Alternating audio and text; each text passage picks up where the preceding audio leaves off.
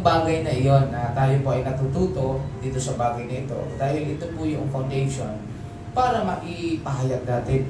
Kasi kung ano ang ating natutunan, naniniwala ako, yun din ang ating ginagalaw.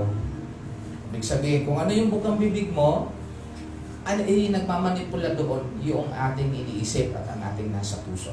Ngayon, gusto nating balikan na sinasabi ni Pablo na mabigat ang bilin niya kay sinong ang sulatan ni Pablo? Si Tito. Kasi si Tito ay isang alagad ng Panginoon na magiging tagapanguna doon sa Crete o Crete. So gusto niya na ang pagtuturo ay isang bagay na kung saan seryosong bagay po ito. Bakit? Kung ano ang iyong itinanim, yun ang magiging nila, ang magiging ani po noon. So ang pagiging isang leader, naniniwala tayo, ang paglago ng church, ang pagiging maging maayos na pamumuhay ng iglesia ay nababatay din doon sa ano yung natutunan. Tama po ba? Parang ganito lang po yan. Si Tita Nene bilang teacher, alangan naman ipasa yung bata na hindi naman marunong magbasa. Kayo po ba? Ipapasa mo, grade 1, grade 2, kasi may stage by stage yun yung pagtuturo. Doon sa stage pa lang, doon sa iyong area, parang ang sakit sa kalooban na ipapasa mo yung bagay na hindi naman hindi marunong magbasa. Ngayon, ang nakakalungkot mga kapatid, hindi ko naman alam kung sino ang maring itong sitwasyon, realidad. Parang sinasabi ay ipasa ko na lang ito kasi sakit sa mouse bahala namang problema ang ewan ko kung narinig niyo po yan. Hindi ko naman ang teacher naman po mga nito. Tapos sasabihin naman, ano ba nangyari? Hindi ka marunong magbasa, grade 6 ka na. May mga ganon. Pero hindi naman natin nilalahat. Ito yung realidad. Parang ganon. Kung ano ang gusto mong marating, even sa ating mga pamilya, be careful po tayo. Kung ano ang tinitrain natin ngayon sa mga bata ngayon, ay doon yun, at maikamulatan po yan, ay magiging sa kanila. So ngayon, itong si Apostol Pablo, nagbigay ng matinding diin, una kay Tito, na ito yung ibabahagi mo sa kanila. Ito yung i-instruct mo sa kanila. Pero ang ugat po nito ng tinuturo, ako rin, hindi rin ako pwedeng magturo sa inyo ng sa akin lamang, ng sa aking opinion.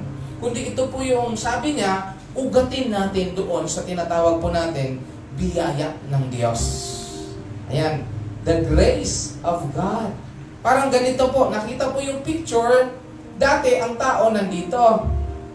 Ayon doon sa paliwanag niya, sa verses by verses, pag inanalyze natin. Dati, ganito tayo, makasalanan tayo. Sabi niya, dito mo uugatin, lahat naman po tayo. Kasi ang hirap po kasi pagka ang isang tao ay may kasalanan siya at binira po natin agad, sorry sa term, inano na agad natin siya kung ano yung kasalanan niya at ang sabi pa nga rito yung iwasan. Yung mga bagay na, totoo naman, ayon doon sa hindi natin standard ng tao, nagagalit po tayo. Bakit tayo nagagalit? Dahil ginagawa niya ang hindi standard ng tao. Bigyan ko po kayo ng example. Kung si pastor maghubot-hubad dyan, pauwi, anong mangyayari? Magagalit ang mga tao, hulihin ako kasi hindi yon standard na ka dyan, lalakad ka dyan na walang saplot. Ganon din po sa ating buong sa bahay. Nakakita po ba kayo na ang baso ay ginagawang tabo sa CR? Ayun ko lang po kung may mga ganon kayo na pag mayroong galit na galit pag nakita yung baso doon sa CR, ginagawang tabo. Di ba yung gamit, ibig ko sabihin lang, nakadesenyo ang bawat isa na ginagawa natin. Parang si Pablo, ang hirap maging isang pinuno kung hindi mo na unawaan ikaw mismo yung application. Kaya ipinunto ni Pablo, Tito, teka muna, ugatin natin muna na yung ating ituturo sa kanila. Napakahalaga po ito. Dahil kung maging supply tayo dito, ay may kanta nga yan na hari ng yan, hari ng sablay. So, ito po yung sinasabi ni Pablo kay Tito. Inisa-isa niya na dati tayo ganito, makasalanan, nung time na ang Panginoon na ang humawak po sa atin. Parang ito po yung circle. Ito na yung protection ng Lord sa atin. Nandito na po tayo sa biyaya ng Lord. Ayan. Kaya po dun sa John, protektado tayo ng Panginoon. Once na tayo ay tumanggap at naniwala ng palataya tayo sa Panginoon, ay tayo ay pinoproteksyonan. Ang binanggit din po dito ng banal na Espiritu. So yun yung core of grace ng Panginoon sa buhay po natin. Ngayon, inisa-isa po dyan. Bakit dito sa verse 1, ang sabi niya, pasakop kayo sa mga namumuno? Kung alamin po natin ang background, medyo questionable mga kapatid. Roman Empire. Na kung saan ay alam naman natin yung tindi ng kanilang approach. Lalo't higit sa mga Christian. May nabalitaan po ba kayo? Diba?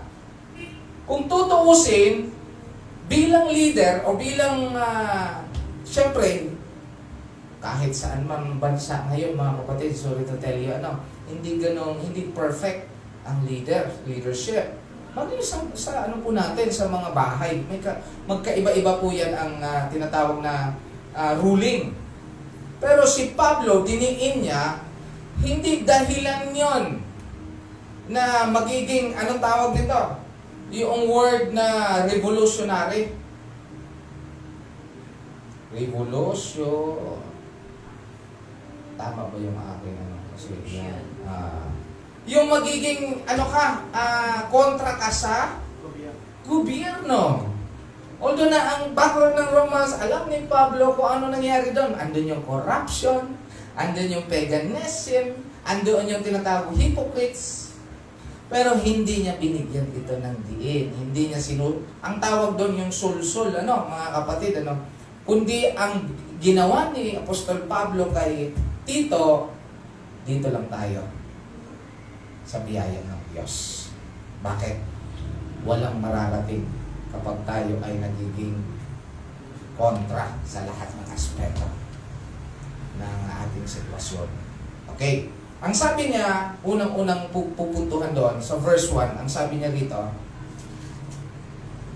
paalalahanan mo ang mga kapatid na magpasakop sa mga pinuno at may kapangyarihan, sundin ang mga ito at laging maging handa sa paggawa ng mabuti. Anong isang punto na gustong ipaunawa ni Pablo dito sa ating pong mga tagapakinig? Pansin mo kung palitan ko po ito ng yung word na magpasakop. Pansinin po ninyo kung palitan ko ito na hindi magpasakop, anong mangyayari? Exactly. Yun ang gustong puntuhan ni Pablo. Na alam naman natin, parang sinasabi na, questionable, hindi naman mabuti yung ating ngayon. Nasa pamahalaan, nasa church, nasa leaders sa church. Kasi kung iyon ang tinatawag po natin, ima-mindset natin sa kanila, magkakaroon po yung tinatawag ng problema talaga. Kung ang mindset natin sa kanila, yung pagiging isang rebellious heart. Alam mo po yung rebellious heart? Yung lagi may inject sa kanya na ito dapat mong gawin kasi ito, careful tayo sa mga anak, anak, nagsusumbong, bakit ka umiyak? Kasi binuntal po ako, inunupo ko. Dapat buntalin mo rin. Dapat mo rin, magpakalalaki ka. Diba? Kasi astig yung papa mo.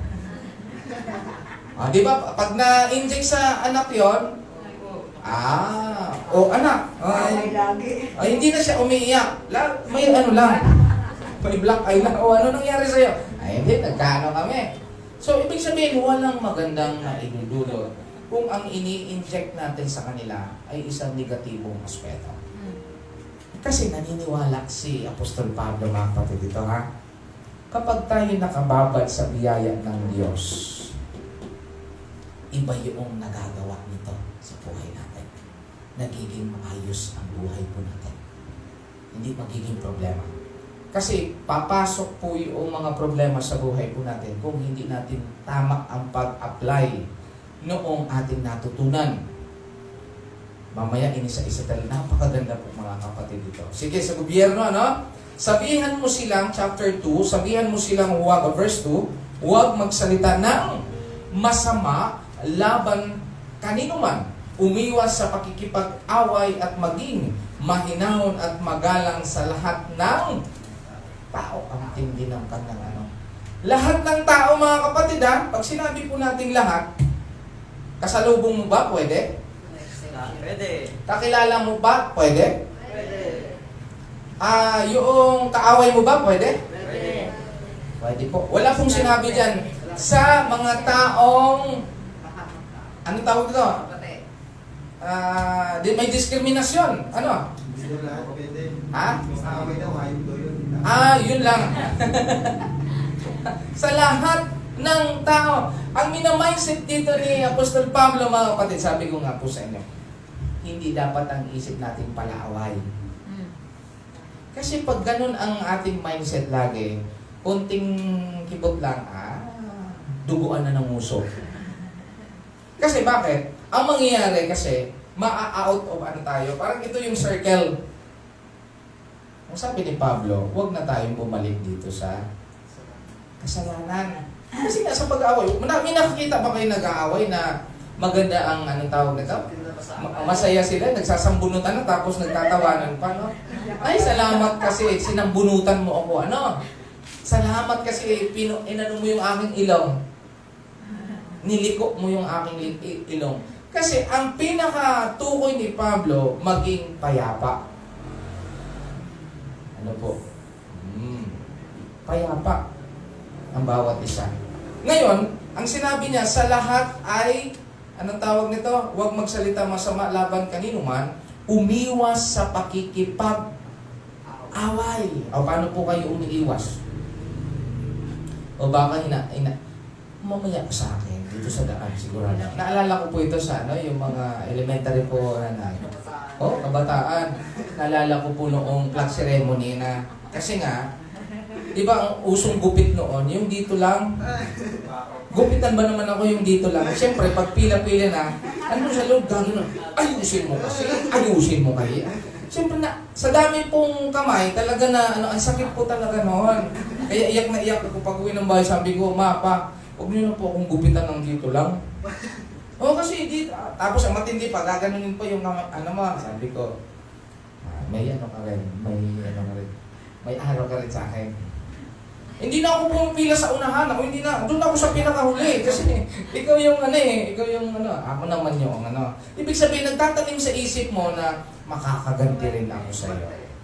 Kung hindi man ako makaganti sa aking sariling kamay, may technique ako doon. Pag-aawayin ko kayong dalawa. Sige nga, hawakan mo nga yung kamay, yung tayo nga. Sabi nung isa, ano ko daw Sabi niya, taktuwag ka. Sige, paano nga doon sa gaganon-ganon na yan. Kasi mayon, pag nagsuntukan na sila mga kapatid, aalis na ako doon. Ako lang talaga yung yun yung mindset na sinasabi na, kung gusto mo makaganti, ganyan ang gagawin mo. So, pero hindi ganun dapat, mga kapatid. Parang sinasabi ni Apostol Pablo, kung alam natin kung ano ang pinagmulan natin. Kaya dito na po papasok po rito sa tinatawag nito na sa 10. Ay, tama po ba ako? Hindi. Bakit 10 na yun? Sa verse, anong verse? Verse 3 ay noong una tayo rin mismo ay mga hangal.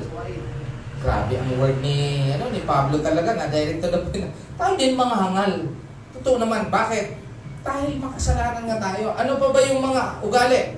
Hangal, ano pang binanggit dyan? Suwail, ano pa? Naliligaw. Naging alipin na makamundong damdamin at lahat ng uri ng kalayawan. Ay, grabe talaga yung kasamaan. Ano po? Ano pa? Naghari sa atin ang masamang isipan at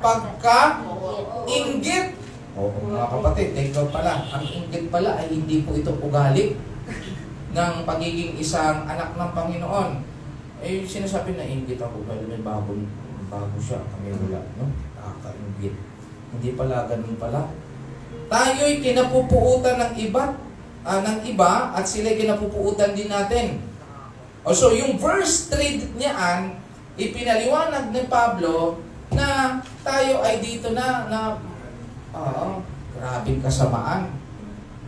Sabi nga, sa iba pang translation, wala talagang kumbaga sa karumal-dumal, walang kapayapaan, walang kapanatagan, at sabi nga natin, walang ibang makakatubos sa atin sa ating mga ginawang kasalanan. Pero itong magandang ginawa ni Pablo, yung verse 4 and 7, kagandahan. Dito na ipinaliwanag niya. Ano daw yung kagandahan? Dahil sa kagandahang loob, sabi ko nga po sa inyo, ang biyaya ng Lord, pag nakababad po tayo sa biyaya ng Lord, wow! Kahit hindi ka pasabihan, kahit hindi ka utusan, kung sabi niya, kung ito ay ipinapamuhay natin by the Spirit, anong sabi doon sa 4? Pakibasa nga po. Ngunit ng mahayag na ang kagandahang loob ng Diyos na ating tagapagligtas at ang kanyang pag-ibig sa tao. Okay. So, yung grace na yon, ayan po yung sinasabi nating pag-ibig. Ano bang klase po itong pag-ibig, mga kapatid? Ha? Yung po nung tinatawag nating unconditional.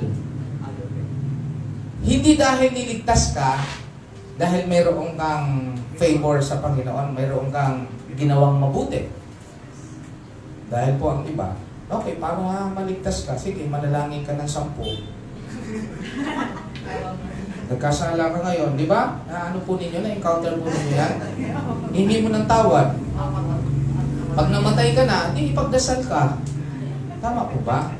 Ipagdasal ka dahil ang iyong kaluluwa nasa ano lang, nandoon lang sa medyo kalagitnaan o sa tinatawag po natin na letter P. Hindi po ganun ang sinasabi po dito.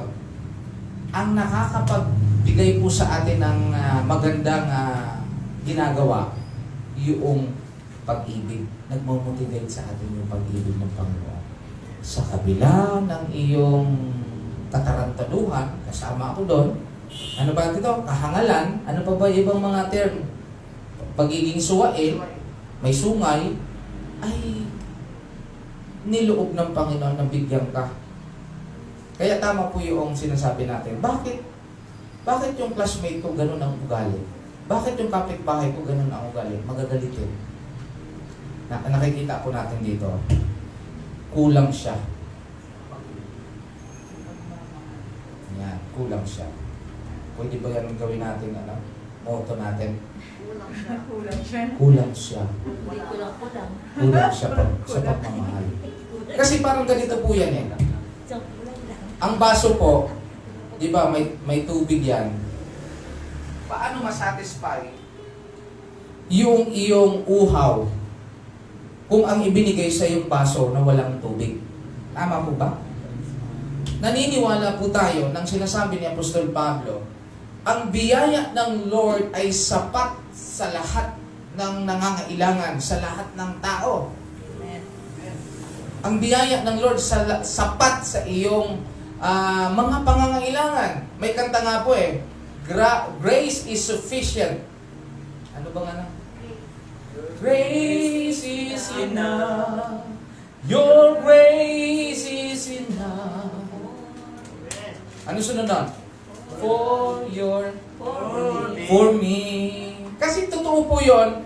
Bakit? Sino ang nandoon sa tinatawag nating kagandahan loob? Ang sabi ron, ang ating Panginoon. Kapag hinahanap po natin ang ating kakulangan sa ating kapwa, kung sino man, failure po tayo doon. Pag sinasabi mo, ay dapat mahalin mo ako. Dapat ako rin, dahil minahal kita, mahalin mo rin ako. Pag ganun ang ating mindset, ini-expect mo na mahalin ka at hindi naman pala na tapatan yung iyong pagmamahal, anong mangyayari sa relasyon, magiging burden, magiging hindi maganda. Pero ang sinasabi ni Pablo kay Philemon, kay Tito, kapag ikaw ay nakababad, nakamarinate, Yung term na maganda kasi yung marinade, yung, alam po ninyo, lasang-lasa. Subukan mong kinaumagahan, gusto mo yung karne i-barbecue. Oh, yun. Kailangan, ibabad mo sa para malasang-malasa. Alam, kung tayo din pala, bilang leader, bilang follower, gusto mo palang maging malasa sa mata ng mga tao, ibabad natin ang ating sarili sa biyaya ng Lord, sa kagandahang loob ng Panginoon. Amen? Amen. Kaya wag po ninyong, ang sabi instruction dito, wag po ninyong, anong tawag nito, yung nagagalit sa inyo, inaaway kayo. Dapat pala, ang inyong mindset naman para sa Kanya ay kulang siya. Ako pala dapat pwedeng sa Kanya, magpuno. Diba? Kaya nga ang pagmamahalan ay hindi yan itinagpo para sa pareho ang inyong magandang karakter. Ang sabi doon sa pagmamahal ay, ang kalakasan mo ay kahinaan ko. Ang kahinaan ko ay kalakasan mo. Give and take lang pala yun. Diba? Diba Dayan? Kayong dalaw ni Kuya Giselle. Si John Michael at saka si Tricia. Ano po? So, pag ganun ang attitude niya, mag-iisip ka na, ay kulang siya. Kailangan niya ng kagandahang loob ng ating Panginoon. Kaya ang sabi po roon sa, anong verse na? Verse 5. Anong binanggit po doon?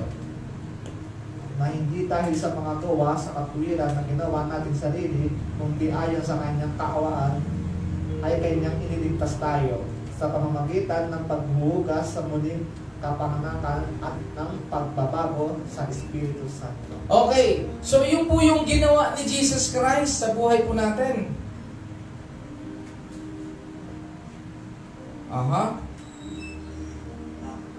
Yung pagliligtas sa atin. Dapat ito po yung laging sentro nating mindset. Oy, bakit ka nagagalit? Oy, huwag kang maramot. Oy, huwag kang bungangera. Ha? Anong ginawa sa'yo ni Kristo? Huwag kang judgmental. Anong ginawa mo? Dati di ba ikaw ganyan din? Parang gano'n isipin na pa. Sana may nagpapaalam pagka nagalit ka na. Ano ka na? Oo, magagalit ka na naman. Tingnan mo, babalik ka dito. Sige ka, babalik ka. Sige ka. Pero pag na tayo, subside na tayo. Di ba? Ang ganda nun yung pag nagagalit tayo, may mga desisyon tayo, ang ginagawa natin ay yung pray. Di ba? Pansinin po ninyo, matapos kayo nag-pray, ang daan ng pagkaramdam. At alam po ninyo mga kapatid, hindi ko lang papangalanan, kanina lang nag-usap po kami. Sabi niya, Pastor, alam po ninyo ay nasa malakas ang aming pananampalataya. Pero alam po ninyo, may time talaga na dumating talaga yung bagyo. Hindi lang bagyo, may earthquake pa sa buhay ko. Yung ang tindi talaga ng impact. Kaya nakapag-isip ako, Pastor, na magpakamatay na. Imagine po ninyo, naglilingkod ka sa Panginoon. Kaya nga, may nabalitaan niyo po ba na nagpakamatay pastor sa ibang bansa? Kasi ang akala siguro, ang pastor ay malakas. Pero ang totoo, na-realize ng ating kapatid na nag-share sa akin kanina lang. Sabi niya, totoo pala yung pastor na hindi pala guaranteed na ikaw ay nasa ng Panginoon. May time talaga na sunod-sunod yung talo, sunod-sunod yung tinatawag impact, hindi lamang bagyo, may lindol pa, uugain ka pa ng matindi, at mayroon pang ipo-ipo. Kaya imagine po ninyo, Pastor, pumunta na ako ng bundok, nag-isip na ako, nagpapasalamat na, nagpapaalam na, ganun pala yun. Pero ang hindi niya nakalimutan, nagbago, nag-shift yung kanyang desisyon, ay bago man lang gagawin ko ito, ako ay manalangin. Nung nananalangin na po siya, iba po yung kanyang prayer. Hindi na po yung prayer na tapusin na dahil ito yung problema, ang bigat talaga. Iba ang ipinaramdam sa akin. Kapayapaan. Yung pagiging comfort. Bakit? Alam po natin na kausap natin ang Lord.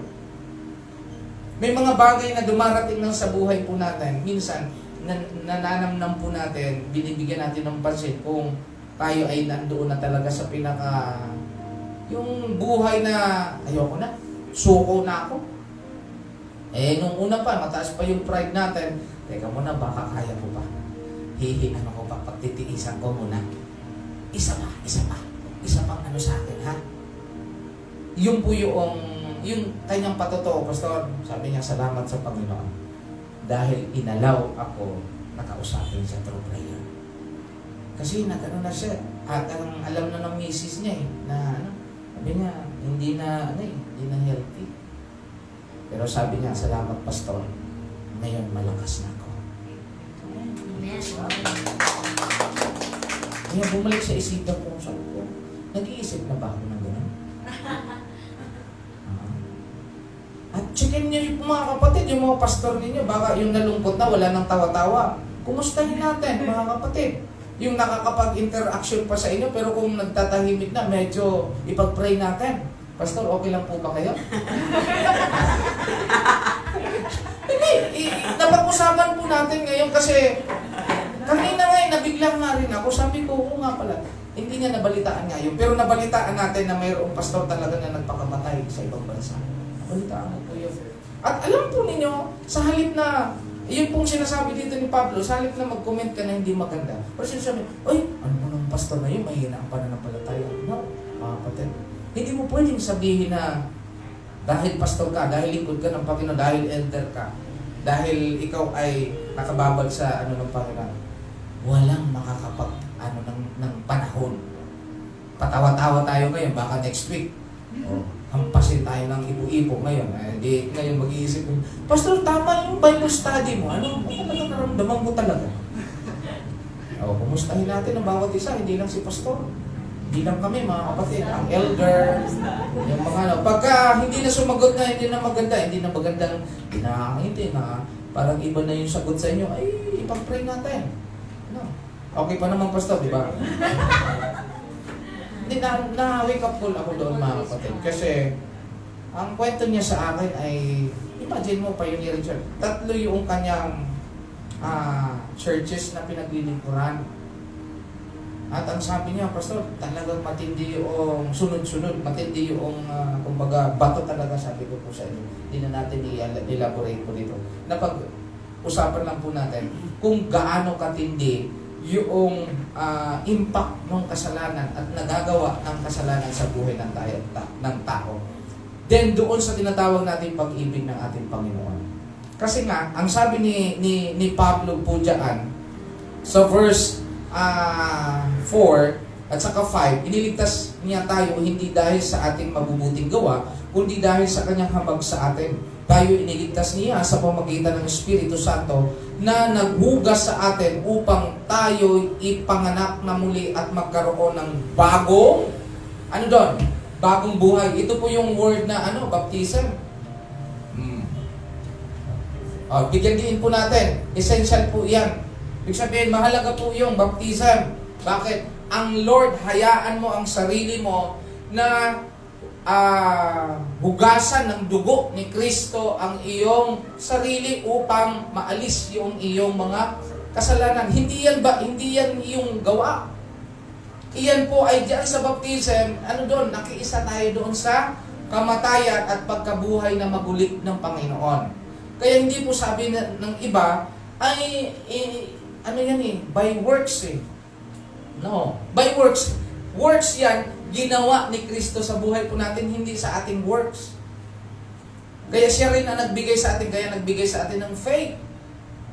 Manampalataya ka, once na ikaw ay nakinig ng salita ng Panginoon. Ngayon din, mga kaibigan ko, na tagapanood ngayon, kung ikaw hindi ka pa naka-encounter nito, ay pag-aralan natin, kapatid.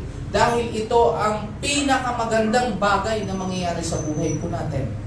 Yung stepping, sabi nga na maging matagumpay ang buhay po natin, yung pasakop tayo sa Espiritu ng ating Panginoon. At imagine po ninyo, yung mga hindi tumanggap, hindi pa dito sa bautismo, ay namumuhay nasa andun pa yung masamang espiritu. Kapag tayo ay tumanggap na sa Panginoon, anong ipapalit sa atin? Banal na espiritu. Pero sabi naman ng iba, bakit Pastor yung iba tumanggap na sa Panginoon? Parang hindi ko rin, minsan may sanib pa rin. May sanib. Iyon yung bagay na yan. Kinakailangan, ini-exercise yung, sabi nga ni Apostol Pablo, kailangan may ginagawa ka araw-araw. may pinagkakabalahan tayo, baka naman nung tumanggap tayo sa Panginoon, nako, bumabalik pa tayo doon sa mga yung kwentuhan na, alam po ninyo, bakit masarap pagkwentuhan yung mga issue?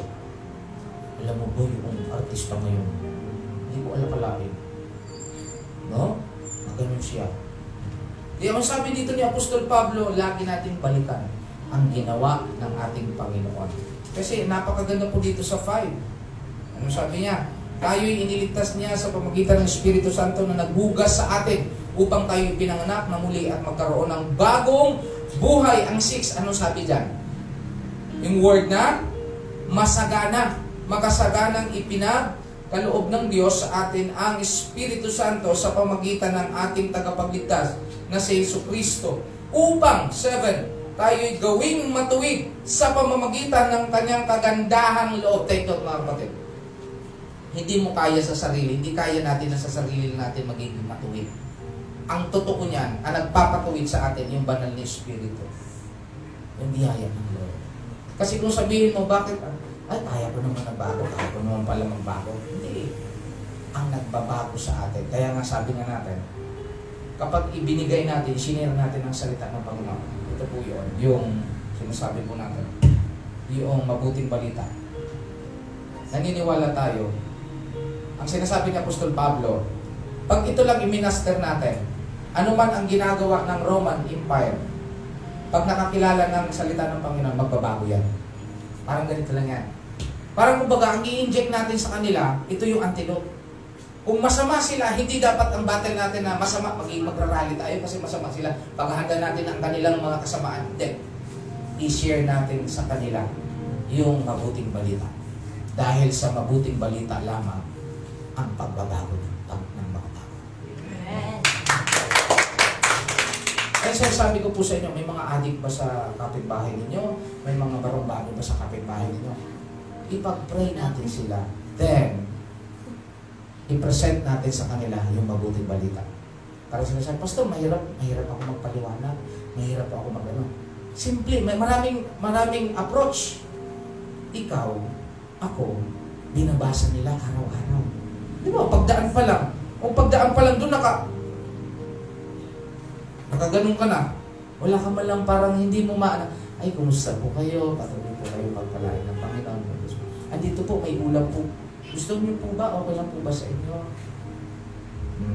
Pag naramdaman niya, wow, ang ganda, ang bait naman ng taong iyon. Hindi po. Dahil po sa biyaya ng Lord po yan. Mahal ka ng Panginoon. Anong pakiramdam pag ganyan ang approach po natin? Yun po yun.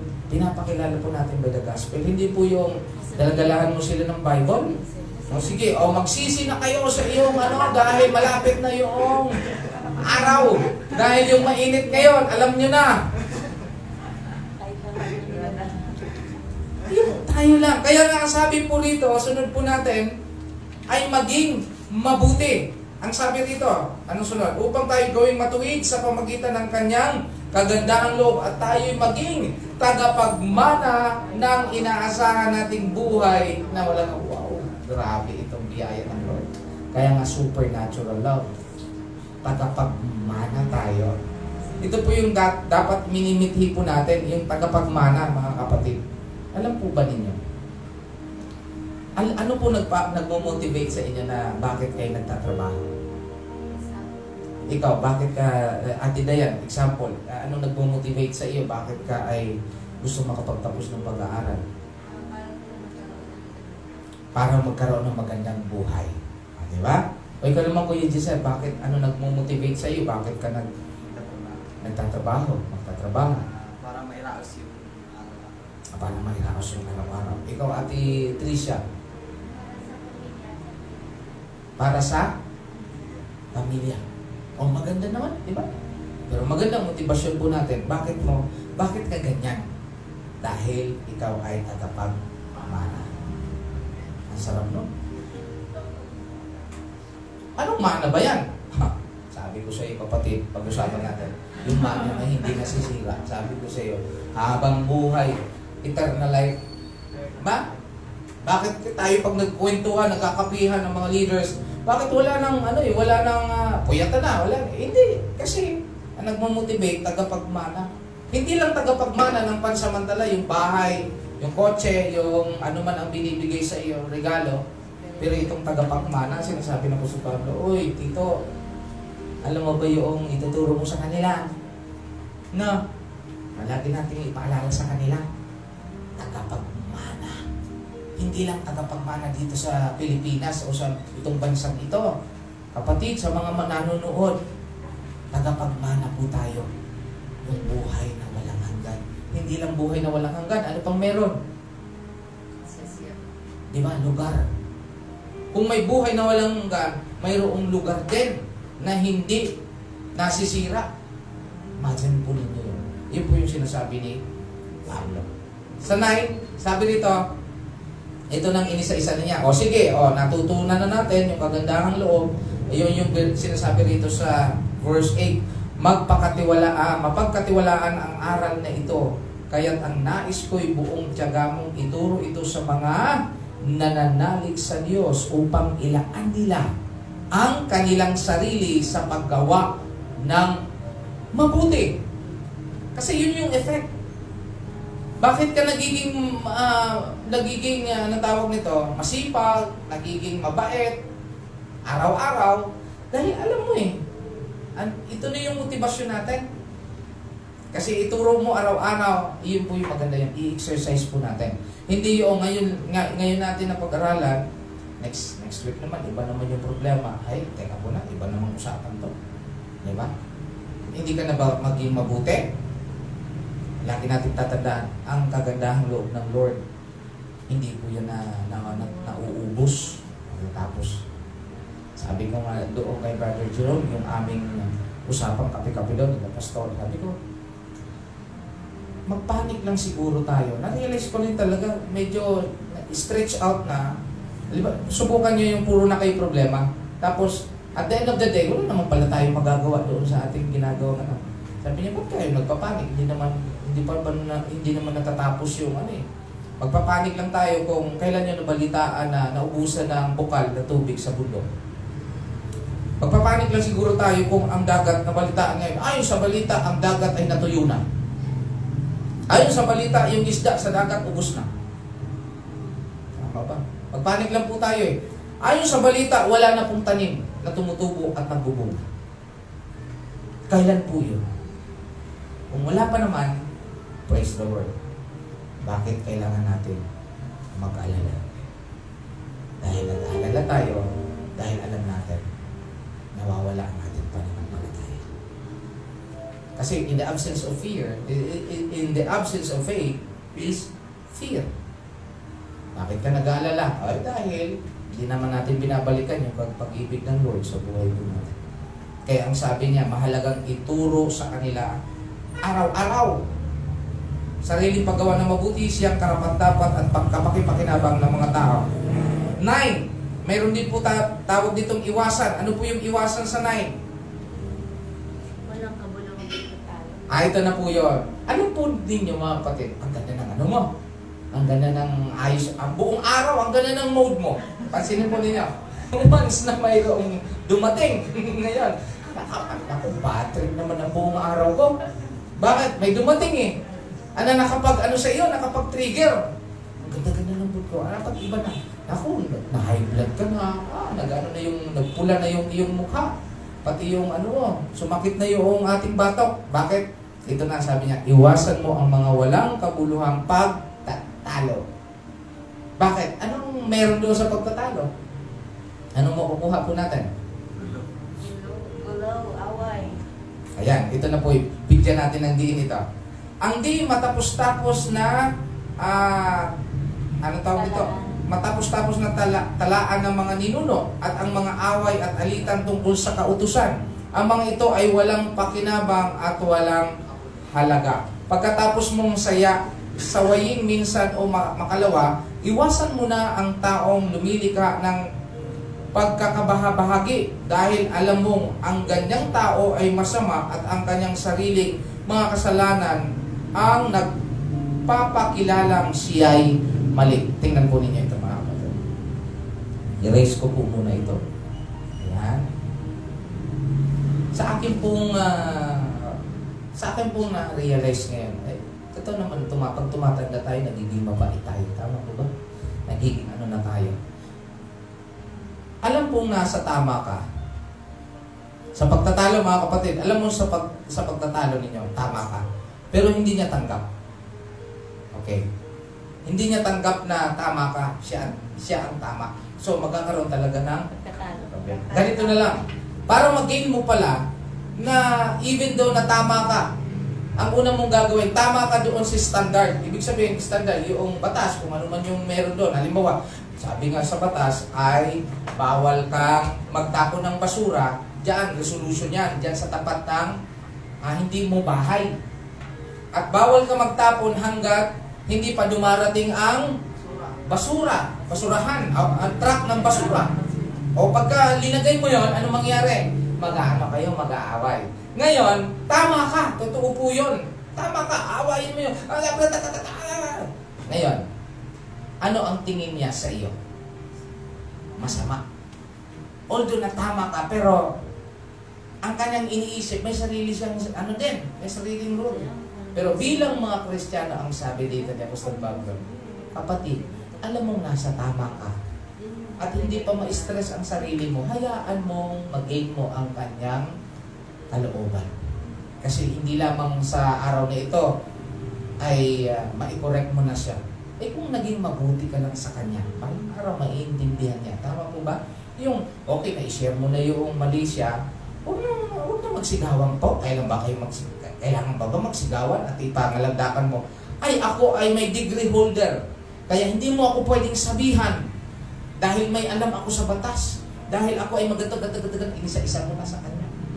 Ngayon, ang tanong mga kapatid, bilang mga mananampalataya, nag-gain ba natin siya sa Panginoon? Ngayon, sabihin natin, medyo matagal-tagal mga kapatid. Yun yung mahirap mga kapatid. Kapag once na nagkaroon na ng pag-iisip sa iyo na itong taong ito, hindi naman ako nirespeto niyan eh. Ano yan eh? Kumbaga sa ibang ugali din yan. Pero sabi ni Apostol Pablo, wag sana na tayo ay makipagtalo pa. Mayroong bagay naman na hindi mo kailangang magtalo. Bakit? Simple lang, sabi nga ni Pablo, paalala. Yung mahinahon na, paalala po lang naman ito ay para naman po sa kabutihan po natin. Pag nagtapon po kayo dyan, sino naman po ang ano po dyan, apektado. Yung mga tipong gusto mong umiyak, yung mga tipong hindi yung tabang, hindi pong ipagmalaki mo pa na, oy, nag-aaral ako ng university at hindi mo ako pwedeng sabihan itong mga ganito, and so on and so forth. Sige na, panalo ka na, mga kapatid. Pero, ang tanong dito, nalaman pa na ikaw ay Kristiyano, ganun pa yung iyong bibig. Ngayon, pag nag-house to house na, kapatid, pagpalain ka ng Panginoon, mayroon po kaming isi-share sa iyo, mabuting balita. Anong isip sa iyo? Mabuting balita ako. Mabuting balita. Kahapon pa lang eh.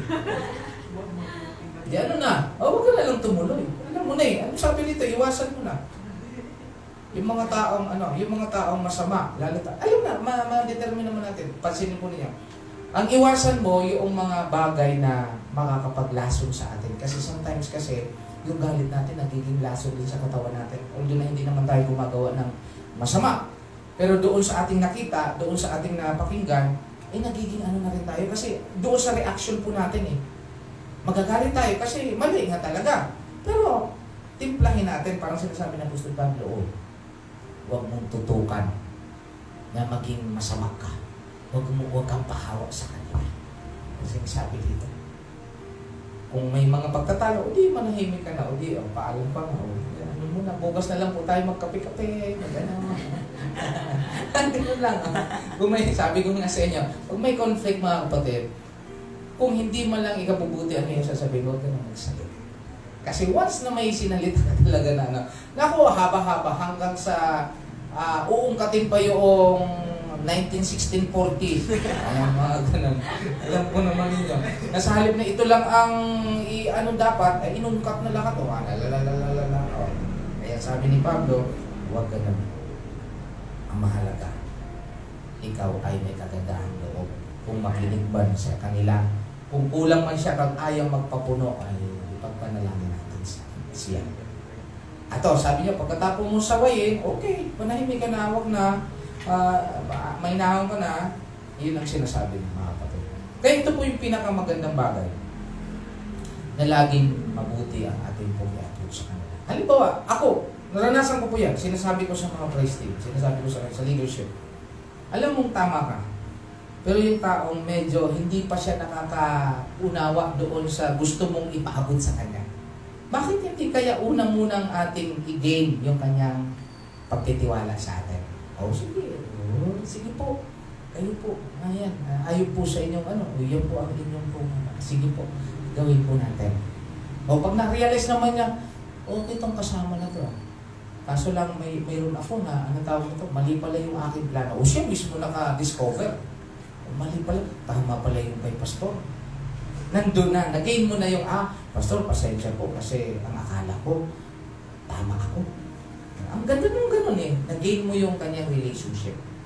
Although nasabi mo, kung pag in-insist mo yung tama ka, hanggang sa pag nag-isip niya sa'yo, tama yan, hindi naman ako pinakinggan. Kasi akala siguro niya marunong siya.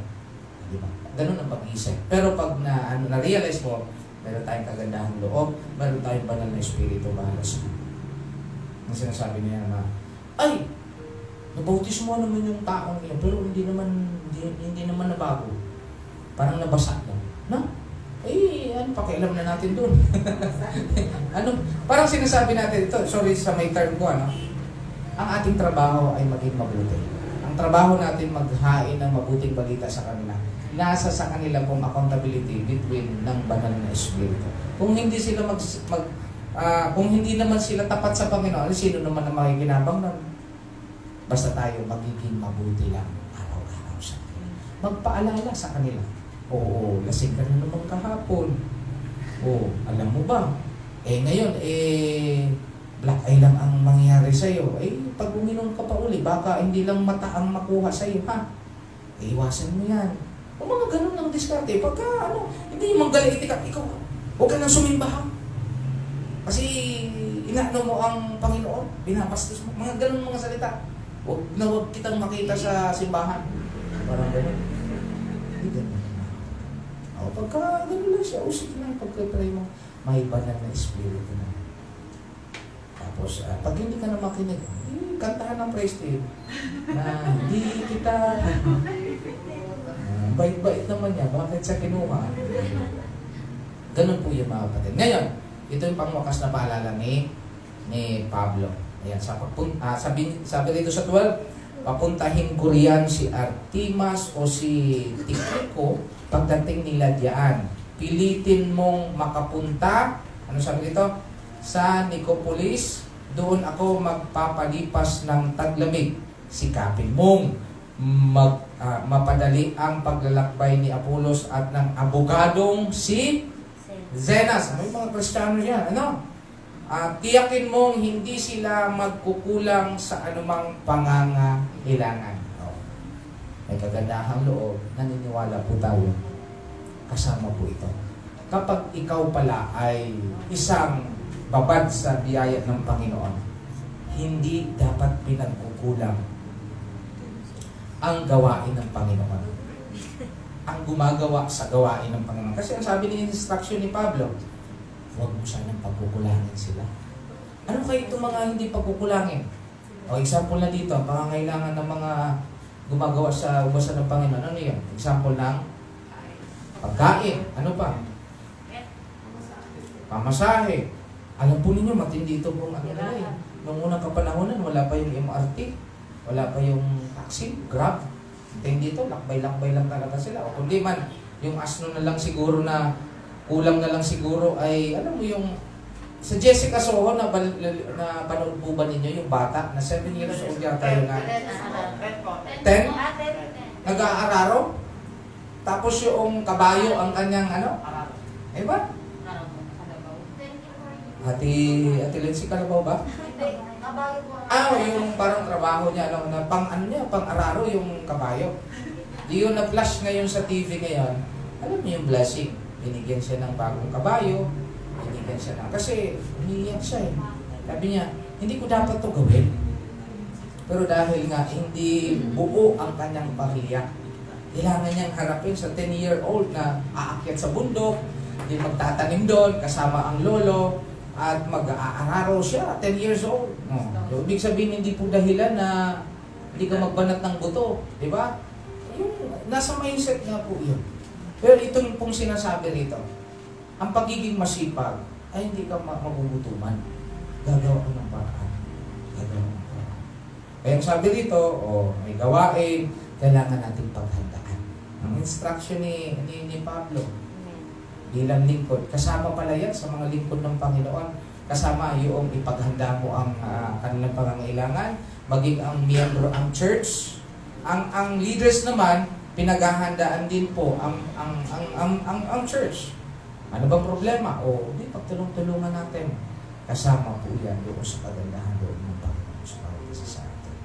Sabi dito sa 14, turuan mo ang ating mga kapatid sa pananampalataya na ilaan ang kanilang sarili sa paggawa ng mabuti upang makatulong sila sa mga sa nangangailangan at maging kapaki-paki na. Kapag lahat pala na-inject yung tinatawag na may halaga ako sa iglesia, may halaga ako sa komunidad, may ambag ako sa komunidad, ay magiging maayos. Nevertheless, kung ano may yung nababalitaan mo dyan, ay tamad siya, ayaw ko nang gumawa. Hindi. Ang mahalaga, may counterpart ka doon sa naiambag ng mabuti dahil nabubuhay tayo sa biyaya ng ating Panginoon. Diba? Ang ganda po ng bitaw ni Pablo dito. Kinukumusta ka ng mga kasama ko dito, ikumusta mo rin kami sa lahat ng kapatid sa pananampalataya na nagmamahal sa atin. Wow, ganda po nito. Kinukumusta ka dahil sa pagmamahal. Hindi yung kinukumusta mo siya dahil may hihingin ka. Tawag mo ba? May mga, ang kapatid ko tumawag ngayon, nangungumusta, kumusta daw kayo? Kaso lang nang hihiram. Parang ang iba talaga, bakit naman ang kinumusta ang tagal-tagal na? Ba't ngayon nakaalala sa akin to? May problema pala. Parang may din ako eh. Minsan ang aking kinukumusta. Alam ko na, anong sasabihin mo ngayon? Ang sabi niya, naway sumainyo ang lahat ang kagandahang loob ng Diyos. Kasi sabi ni Pablo, itong mga bagay na ito, bakit ko sinasabi ito sa inyo? Dahil unang naranasan ito ng iyong likod ni Pablo. Dati rin ako makasalanan, dati rin akong tirador. Kung pag-usapan natin ang kaanuhan, ay hindi mo ako pwedeng sabihan kasi ako po ay tirador din ako. Kumbaga ako rin ay perdogo din naman.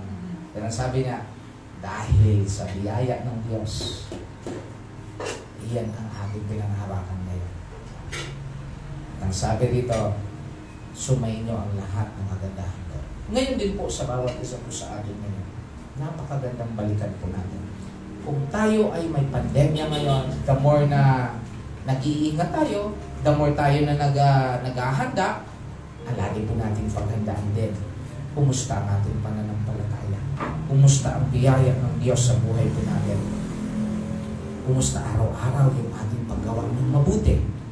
O baka puro na lang iniisip natin, naku, ay mahirap ang buhay ngayon. Kaya medyo limitado din ang ating paggawa ng pagtulong. Tama po ba? Limitado din ang ating maibigay sa iyo. Lagi natin tatandaan, maliit man o malaki, basta ang puso po natin naka-inline doon sa kagandahang loob ng Panginoon. The blessing of God pour out sa bawat isa sa atin. Akala po ninyo kulang. Pero pag ang sa Panginoon, sobra-sobra pa ang ipagkakaloob sa atin ng Panginoon. Mapalagpak natin ang Panginoon. Ngayon po sa araw na ito, gusto po nating i-try sa bawat isa po sa atin. Dahil ito po ay sa panahon po ito ng Apostol Pablo, doon sa kay Tito, doon sa Roma. Ngayon po, may kinalaman po ba? May makukuha ba tayong aral sa panahon ngayon? Ano po no?